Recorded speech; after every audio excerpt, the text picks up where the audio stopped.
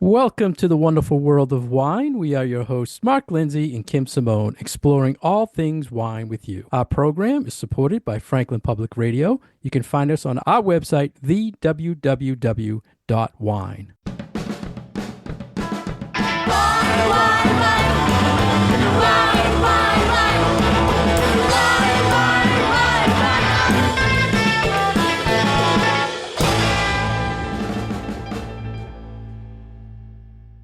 Hello, everybody, and welcome to the wonderful world of wine. How are you, Kim? I'm great. How about yourself, Mark? Everything is fine today. We have Good. a special guest. Nick Gardner is here. Nick, how are you? Very good. Thank you. Great to be with you both today. Nick is from Liberty Cellars in Paso, California. And before we talk, Nick, I just want to tell our listeners how we found you. One of our guests on the show, Len Prezzuti, who is my idol in the wine education world, had posted a tasting of your wines. And when Len freaks out about wines, I say to Kim, we have to meet this gentleman. We have to let our listeners know about this winery. And it's the perfect time of year to introduce Liberty Cellars. And our listeners will hear more about that soon. But first, Nick, why don't you tell our listeners about your wine story and about Liberty Cellars? Great. Yeah. Well, thank you both. I think, like many people here that I know in industry in Paso Robles, I came to wine kind of in an unlikely and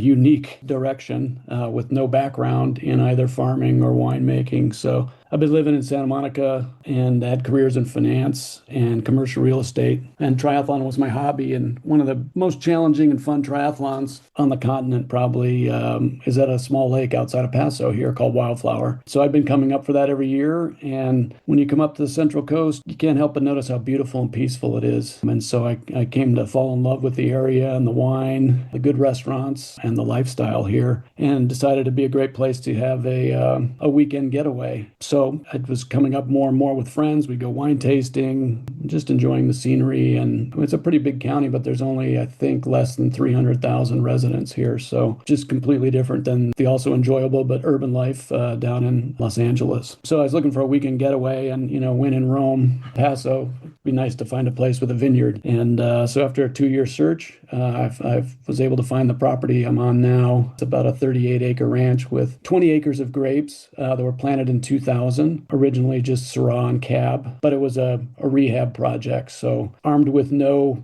background or knowledge, but enthusiasm for wine, I jumped in and bought this property. It was bank owned, so there was no transfer of information. So I had to learn pretty much everything on the fly. But it's been fun fixing up the house and also bringing the vineyard back to life. So I was reading a little bit about how that journey kind of started for you, and you got the property and you had zero information about those vineyards. How was that? Did you work with people who were knowledgeable about grapes to try to figure out what the heck you had there on the property as far as the vineyard went? Yeah, exactly. So I didn't move up here. The house needed some work. And so it was a couple of years before I actually moved up here. And I actually leased out the vineyard at the recommendation of the realtor to an experienced farmer here in town. And the way the leases work, they farm it all year long and sell it, the grapes, and give you a lease payment for the year. And I kind of watched over their shoulder and met some other people who were growers and winemakers, and eventually took over the farming myself a few years ago. But at the start, I got some help from a good experienced farmer here in town, and brought the vineyard back to life. Part of the lease deal too is you get a bin or two of grapes. And so another neighbor of mine who was a good winemaker and has since retired was generous and allowed a few neighbors to come over and make wine at his place. So I'd go over there the first few years with my bin or two of grapes and make 25 to 50 cases of cab or a blend. And that kind of entrenched my interest in working in the industry and getting to and learning more, because it was all new to me. It's so interesting, Nick, that you mention farmers and growers, because we always talk about wineries and you never hear people highlight that it's agriculture and you have to know what's going on there. And did you have any winemaking experience before you got into this adventure? None.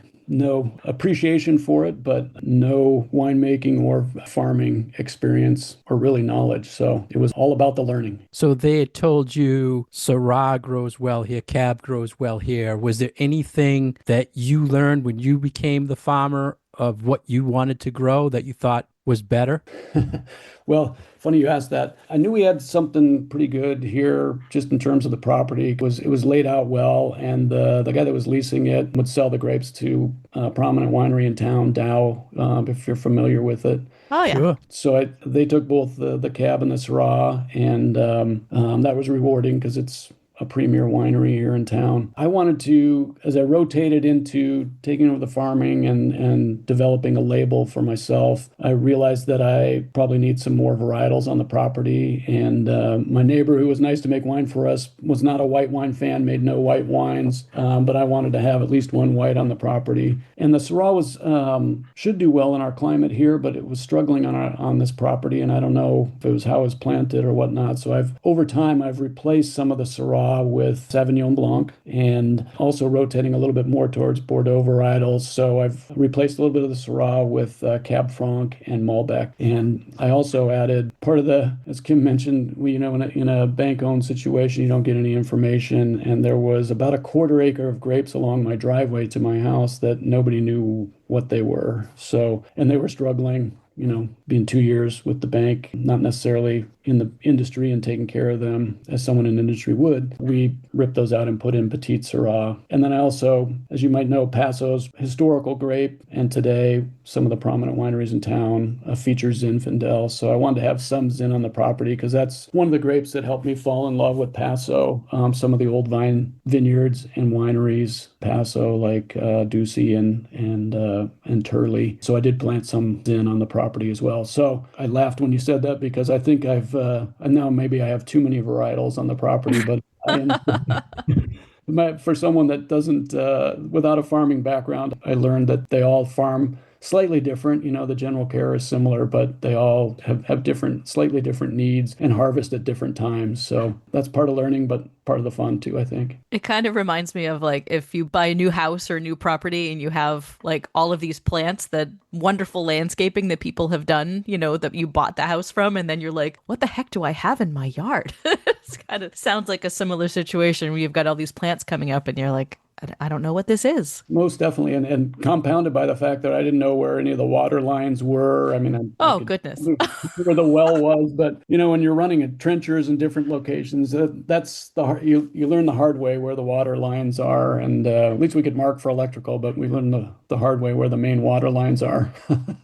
Wow. So one of the things Nick, Kim, and I love to talk to our listeners about are stories in wine. And in this time of year, your stories of these wines it's so amazing. They're patriotic theme. And I just wanted to tell you a story that I discovered in the wine world was when I found the Mazzi winery in Tuscany. Are you familiar with Mazzi at all, Nick? I'm not. I apologize. No. So I never heard of this winery. And then one day I saw this story that there was a bottle of Cabernet and it had a picture of Thomas Jefferson on it. And the story was Thomas Jefferson and this Mazzi would communicate writing letters to each other. And over the years, they talked politics. And in one of the letters, Mazzi said to Jefferson that all men are created equal. And then Jefferson turned around and incorporated that into certain very special documents here in the United States. So can you explain to our listeners the story behind the themes on your labels of your wine and how you got into that? Yeah, absolutely. Thank you for that wonderful story. Jefferson obviously grew grapes and was one of our first wine consumers in the country. So that's interesting. Yeah. So my story ties to your area. I'd always grown up with an appreciation that, I was lucky enough to be born in this country, and always my parents always had an interest in the Revolutionary War period. So growing up, I think I paid a little bit more attention to it than maybe some of my peers. And I ended up taking a couple of classes. My roommate in college was a history major, and so I took a couple of Revolutionary War classes that he had recommended to me as well. But really what solidified it for me was a trip that my mom had always wanted to go back to New England and visit in October or so to want to see the fall colors. So I took her and one of her good and our family friends. And our plan was to fly into Boston and drive up Vermont and down New Hampshire, if you will. And we flew in, and in anticipation of that, I'd read a few poems by Longfellow and also read a biography on Paul Revere. And the first night after we landed, we stayed in Lexington. And as I mentioned, I did triathlon, so I got up and, of course, I had to run. I had to do some sort of workout the next morning. So while they ate breakfast or slept in, I went running, and it's the most magical run of my life. I still think about it all the time. So we were staying in Lexington, and I ran the Battle Road Trail between Lexington and Concord. And locals there will know I didn't run the whole thing, I have to admit, but a good portion of it. Even though it was October instead of, April 19th, it was a foggy morning, perfect weather, and it was magical to me because the Paul Revere biography was in front of me and the actual terrain that they rode was there. And as I ran up and down, as you probably know, in Minuteman National Park there, they have the little signs and you can read, this is where Paul Revere got captured, and this is Miriam's Corner and Narwhal Tavern, and this happened here. And it brought to life to me all the things that I had imagined from being young and appreciating the Revolutionary War. I think I ran really well that day because, one, I got a few breaks because I enjoyed reading things, but it was, I say, like an experience not to be forgotten. So, and that was a few years before, sort of after I was coming up to Paso Robles, and when I was starting to look at property, I thought this is an opportunity for me to weave two passions together into a label, which is wine and farming, and then also my love for the Revolutionary War and the men and women who brought that about for us. So it's been kind of fun in that respect. A lot of the things I try to do everything hands-on here. So I do all the labels. I try to read a biography about everyone I put on a label. I'm pretty nerdy about it. I've actually got a page on the website called Labelology, which is an attempt to explain why certain people are on certain varietals or blends. And the label is basically a celebration of the American Revolution, featuring the people, the events and battles and icons of the Revolution. I change them around every year, so it keeps me educated on that front because keeps me reading. Mark mentioned that we talk about this thing with stories with wine, and that there's always this connection between wine and culture or food or all of these other things. And I really love this idea of tying wine labels to history, and it gives you this other aspect to kind of research and learn about and then enjoy while you're also enjoying the wine. So I love this story that's attached to these labels and how you got that inspiration for what to name the winery, but then also to continue to do that with your individual wine labels. I think that that's really lovely, and it keeps it interesting. Yeah, I feel like it's a little bit of a, like, I think somebody that went to business school or school for marketing would say I'm committing a big sin because one, say 2018, the Syrah featured Betsy Ross, and then 2019 featured John Glover. Glover from Marblehead. So because you're changing them all the time, that you're committing a marketing sin? Yeah, because somebody comes in next year, oh, I liked the Betsy last year. Can I have that this year? And it's like, well, now Betsy's Glover. So, but I think people enjoy reading the stories, and I think I get carried away in the tasting room sometimes and talk more about Revolutionary War stories than the wine. But it's fun for people, and people know more. And the more you talk about it, the more people educate me on things I didn't know about. So you have the privilege of living back where it happened, and so their stories are everywhere. There, growing up in Colorado and living in California, I have to do a little more research and find things out, which is part of the fun. Yeah, and imagine if you were here on Marathon Monday. I've thought about it. I have been there. I've been there for Patriots Day one time, and I picked a rough year because I think it was 1 or 2 years before COVID, and it was particularly cold and windy. I knew it was tough when the Bostonians shortened a little bit of the Concord, but they were out there toughing it out at Lexington and Concord, at 5 a.m. So yeah, you never know what you're going to get in April. Fun nonetheless to me. Yes, it's a magical day here in Boston. It really is. Yeah. Talk about the name for a second here, Nick. Liberty Cellars, was that your first choice? Because there's other big brands out there with Liberty in their name brand. Were you concerned about being lost amongst the Liberties out there? A little bit. I think the marketing majors would clonk me over the head for that one too. Liberty's just kind of got a special meaning to me, and I think most Americans, as the founding document. The script I use on the label is actually Liberty from Life, Liberty, and Pursuit of the Happiness in the Declaration of Independence. So yeah, there is, and there's a few there's another Liberty school in Paso, and then I think there's a label called Liberté. So it's part of, I guess, naivete or just the passion part of it from a positive point of view, that I wanted it to be about what was important to me, and so, yeah, I've had a few instances where people have said, oh, yeah, I've seen I sell just direct to consumers. So I've had people come in and say, oh, yeah, we enjoyed your wine. We got it at the store. And I was like, I got to be honest, that wasn't mine, but hopefully you enjoy mine. And I know the other similar labels make good wines as well. So, yeah.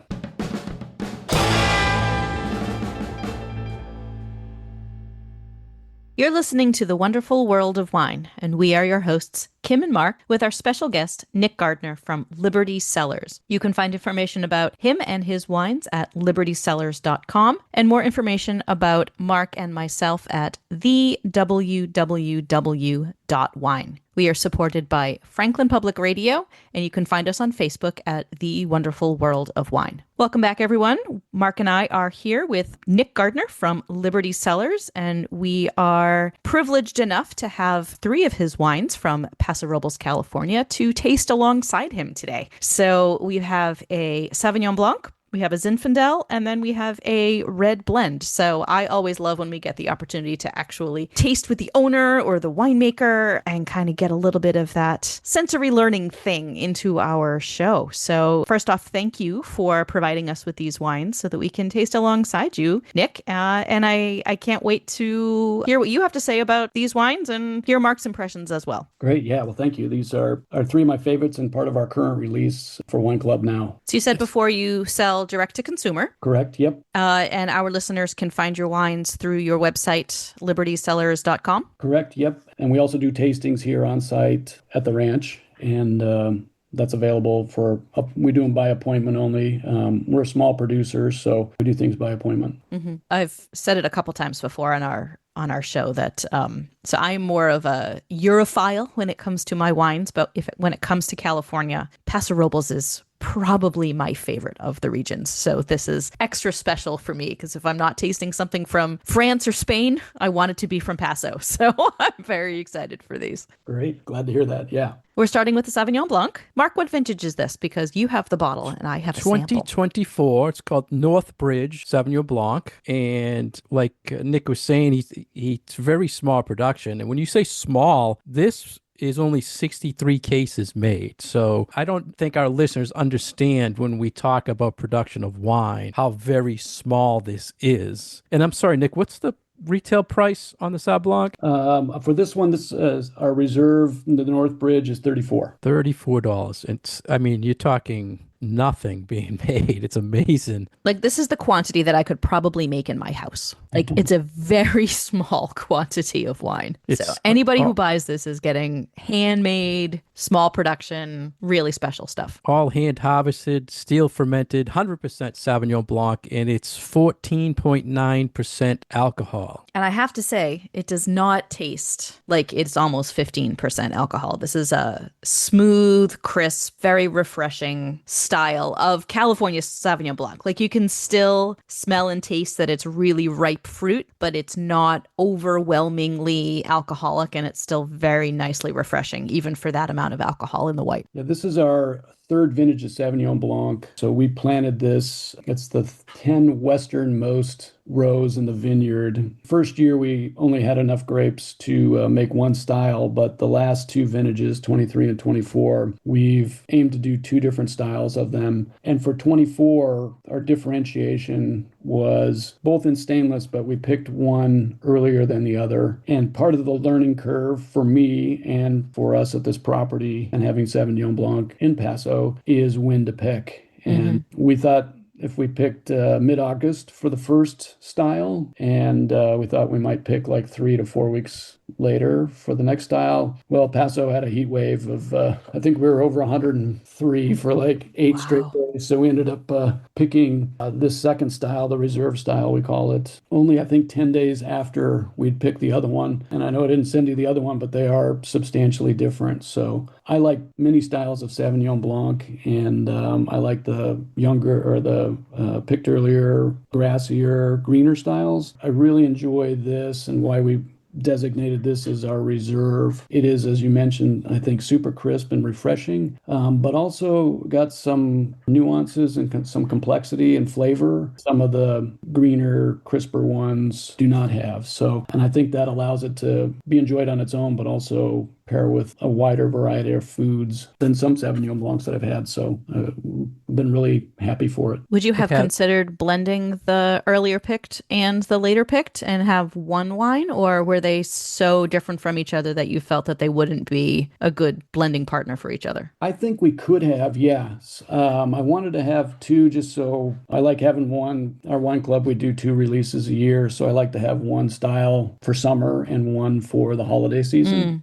And then this one, I wanted to release two because we had named it Northbridge, the North Bridge at Concord, in time for the America 250, the Lexington and Concord 250th celebration in April. But yeah, I think we could have blended these two together because they ended up not being that differentiated. I think next year, I think part of our learning curve is I think we will pick even earlier next year and differentiate further that way. It has a beautiful nose to it. I'm getting a lot of grapefruit, but that it really hits me on the finish, how that fruit really comes out on the finish. And the acidity is really balanced. I mean, it's not like upfront acidity. It's not getting you at the end when you finish it. It's just so balanced, but the Yeah. fruit really shines on the finish. Thank I you. like what you said about grapefruit, Mark, because I'm getting both that sort of tangy citrus, but I'm also getting like tangerine rind. Like there's an orange to it, but it's a sweeter kind of pleasant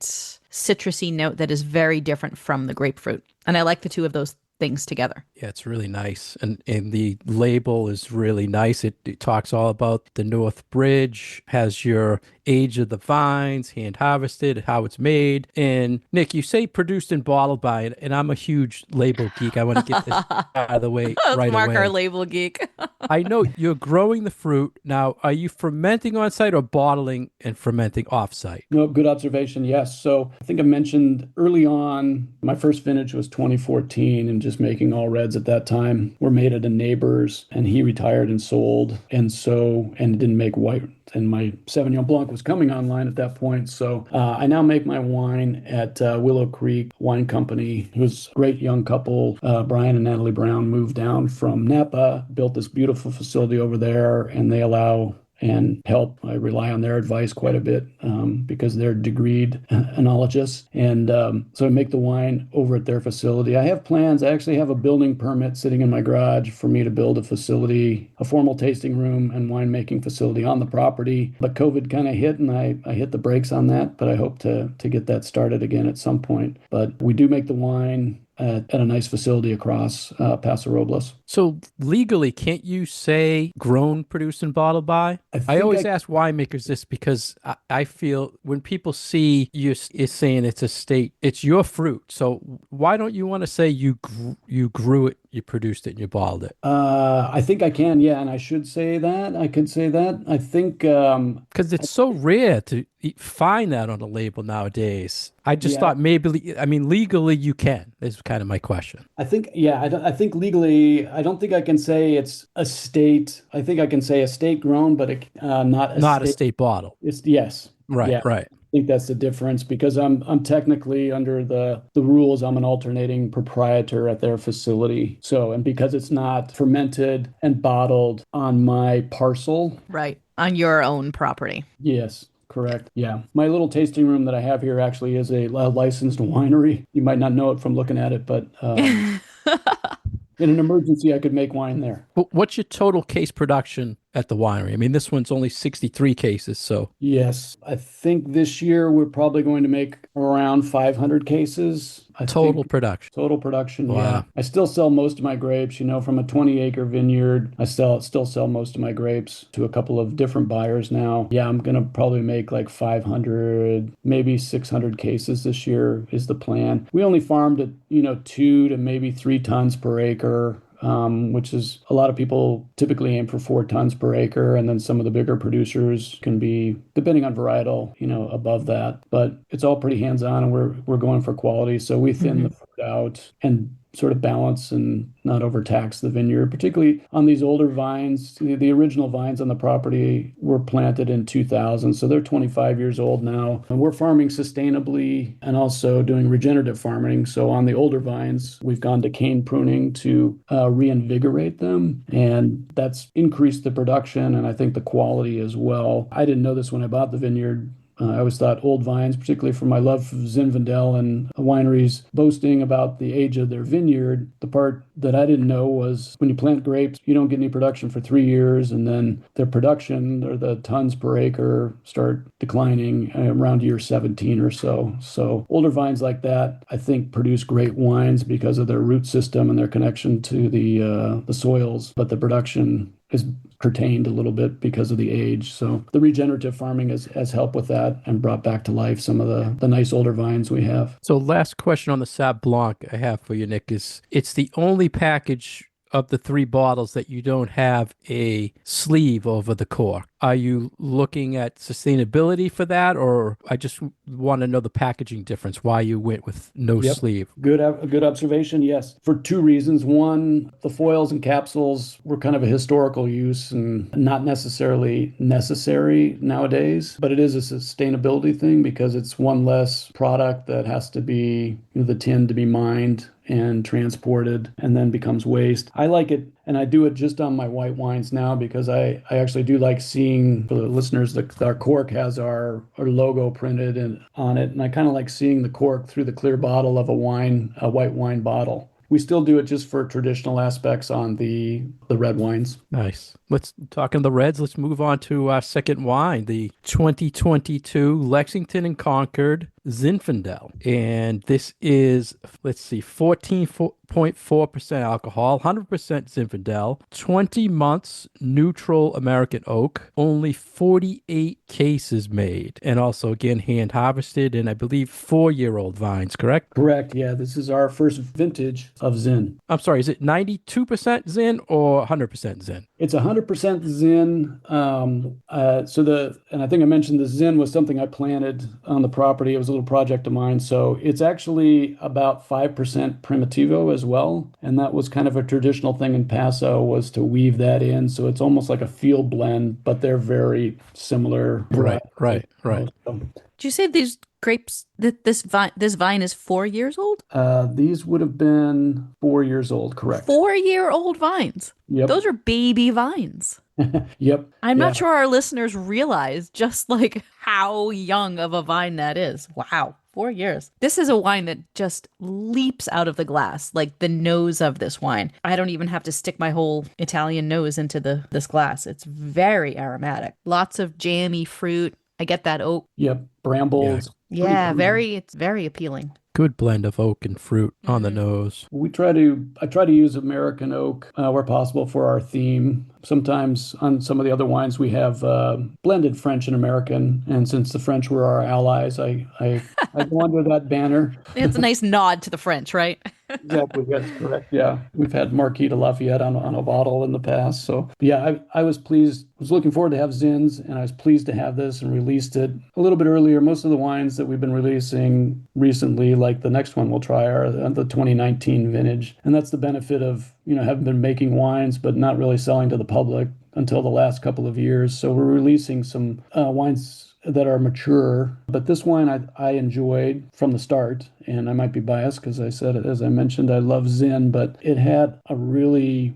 dense palate of and I thought it was representative of a good Paso Zin. And I had researched quite a bit in putting in the Zin, a little over an acre of Zin that I have. And I did some research and found there's many clones out there, and I was able to find and identify and source the Ducey clone, which the Ducey family is one of the great original early growers here in Paso, particularly in Zin, and some of their old 80, 90, maybe 100 at this point year old vineyards you can see driving through town. And the family has a wonderful winery on the other side of town as well. So I was happy to find that and be able to have that connection to historical Paso. And I planted them in the traditional style as they did at Ducey and some of the older vineyards as head trained. So most of my Zin is head trained, and I have a little bit on a vertical Y trellis, which might be getting in the weeds on farming things, but I planted part of the Zin in the shape of the Betsy Ross flag. Wow, that's Nice. interesting. So I'm hopeful that someday we had a little deer problem, and the deer got in and started eating my 13 stars. Oh no. But hopefully this year we're in a good point where if Google Earth updates their their imagery, we might be able to look down on the Yeah, property that'd be really cool. and see what I'm thinking, what my plan was. So I have to tell you, over the years, I think Zin is one of the types of wine that I've kind of been turned off on because it was like this popular thing, and then it was so many different styles, but it was always this real alcoholic, and the fruit I thought started to go on most of the ones I've been tasting. This is beautiful, really beautiful. It's got a great balance. It's not like the tannins are really smooth. And once again, the finish is really nice. Yeah. So I like to talk about when I taste wines from either the same winemaker or the same winery, there's a particular point of view that you can see coming through a number of the different wines. And I think just from tasting these first two that there's this really beautiful balance. The alcohol might be on the higher side technically. They don't taste hot. And there's this really kind of lovely acidic kind of backbone to them that brightens both of these wines up. And you're right, Mark, that Zin can sometimes feel like really weighty and really heavy and really alcoholic. For this one, and especially given that the vines are so young, there's this really beautiful fruit, but also the integration of the oak is so nice that there's this like spicy thing on the finish that you smell the oak on the nose, but then you also can kind of taste this flavor on the finish of the wine that is this really nice, like cinnamon, almost licoricey kind of thing that is obviously coming from the oak, but is so well integrated with the fruit. I just feel like the balance of these wines is really, really beautiful. And especially because you're such a young winery and such young vines, these wines really are lovely. Sorry, I got a little over the top there. I love Zinfandel. Like Zinfandel and Sauvignon Blanc are two of my absolute favorite grape varieties. So I'm like, yay, I get to taste these wines. But this is really, really beautiful. And I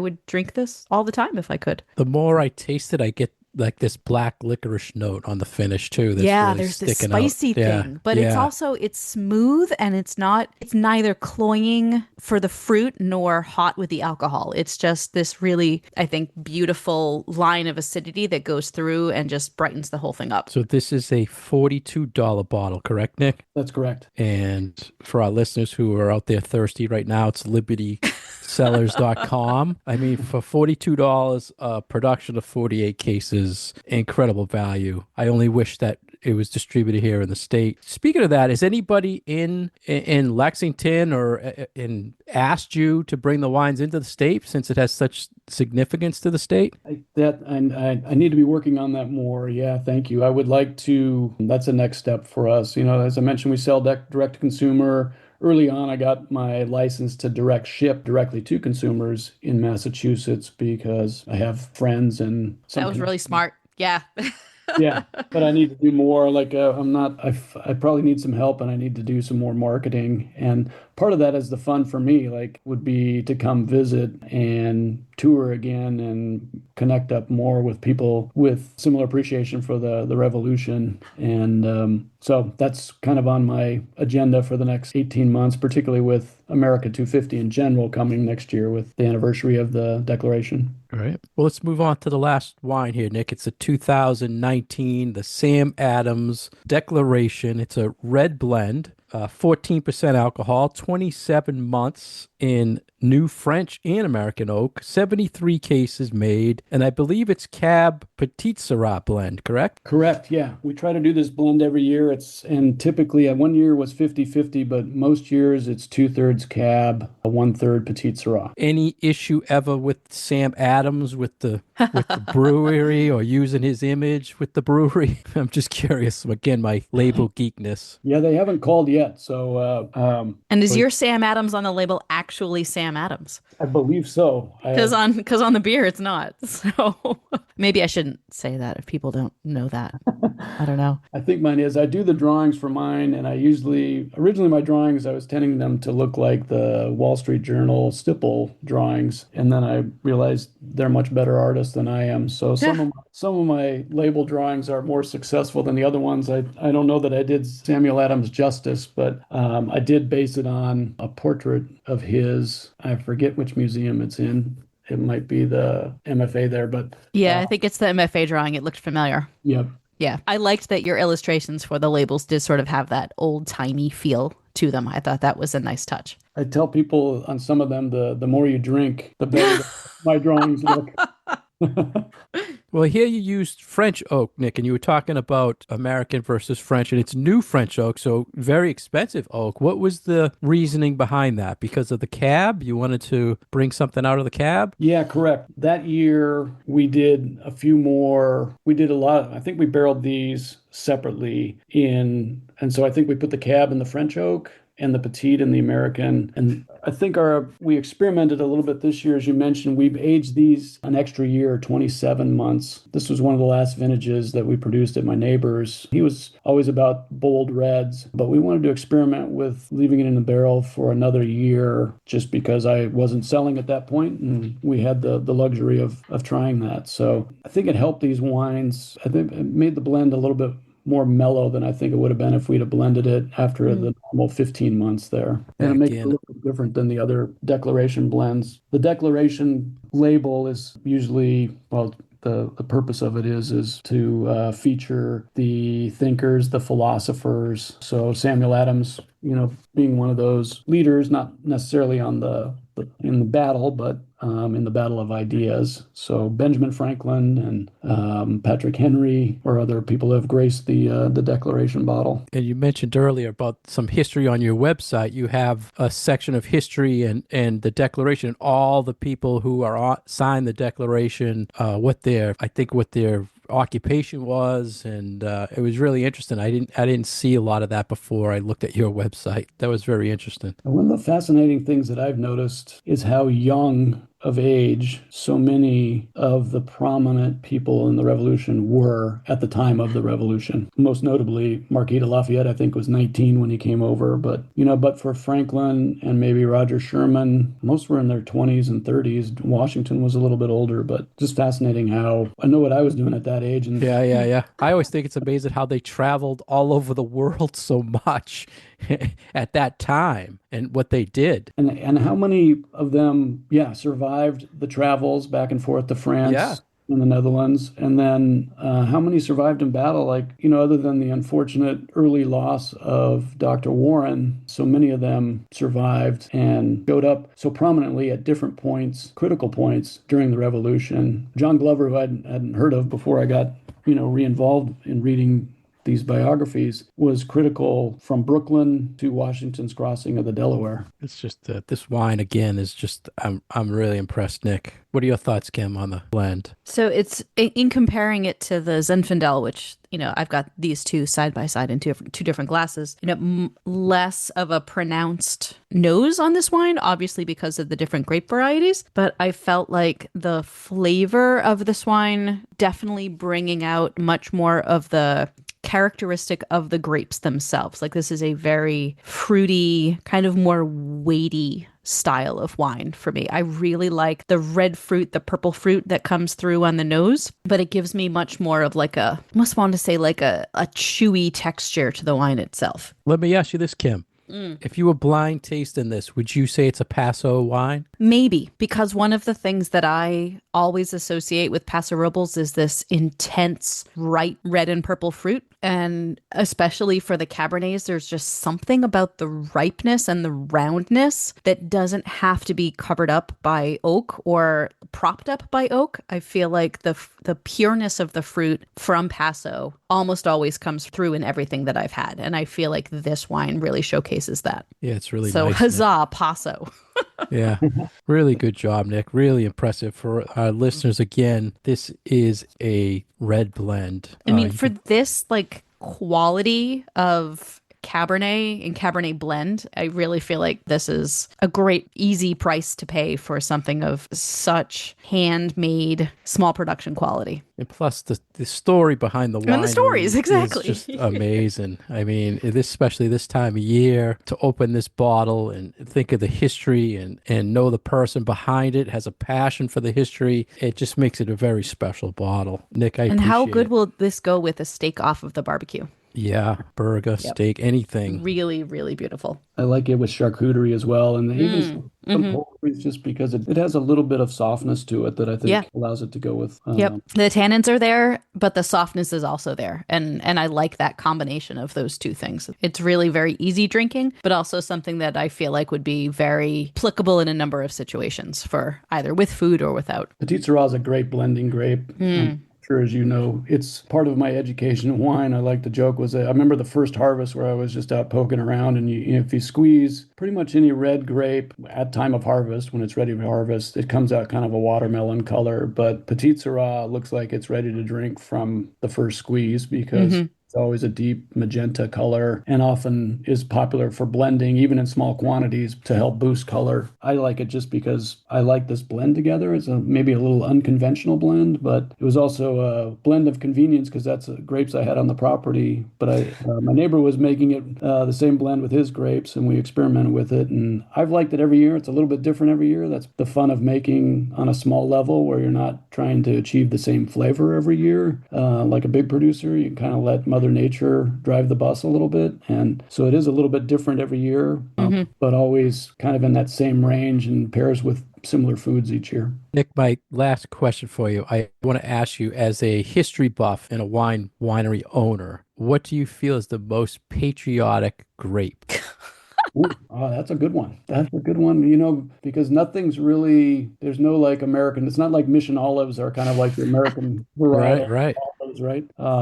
Cayuga. Could be that, could be that. Niagara. Would you say it's Zin? I mean, I was going to say that maybe just because of the historical aspect here in Paso, and it was Zin and Primitivo were often grapes that were first planted earliest in the U.S., I would say. it's more like the burger Thanksgiving type thing to me. So that's what I was thinking. It was, Oh, you're going Thanksgiving. Yeah. well, yeah, I think that used to be the Thanksgiving varietal, Yep. but Yeah. But we used to talk about Zinfandel for Thanksgiving all the time. Yeah, I like the Zinfandel, and even the Sauvignon Blanc are wines that I try to feature around the typical Thanksgiving and often other holiday, December holiday celebrations because of their flexibility, I think. well, Nick, thank you very much for sharing the wines with us and the story with our listeners. For those of you out there who now want to find these wines, unfortunately, they are not sold in stores here in Massachusetts. You have to go to libertycellars.com. And there was a special with the WMEX Boston Radio. They had a special package that Len put together. Is that still up on your website, Nick? Yes, it is. Yes, it is. So if you want a package that was put together with Len's selections, I believe it's on there as an option to buy and to ship right to your home. So Nick, thank you very much. Thank you, too. Thanks for taking the time. I appreciate it. Thank you.